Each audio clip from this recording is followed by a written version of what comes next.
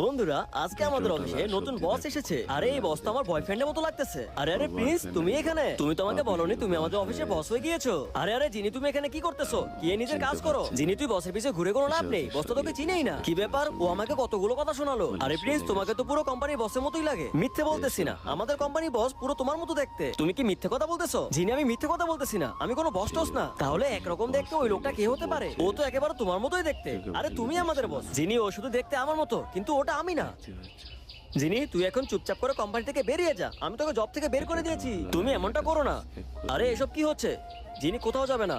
জিনি তো এই কোম্পানিতে কাজ করবে, কারণ জিনি আমার গার্লফ্রেন্ড। সরি সরি বস, আমি তো জানতাম না জিনি আপনার গার্লফ্রেন্ড। যদি আমি জানতাম জিনি আপনার গার্লফ্রেন্ড, তাহলে ওর সাথে আমি ঝামেলা করতাম না। আরে শোনো, তোমার আর কৈফিয়ত দেওয়ার কোনো প্রয়োজনই নেই, তুমি কোম্পানি থেকে পালিয়ে যাও।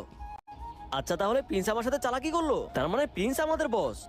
প্রিন্স, তোমাকে আজকে শাস্তি পেতে হবে। আরে আচ্ছা ঠিক আছে বাবা, এবার তো ছেড়ে দাও। আরে জিনি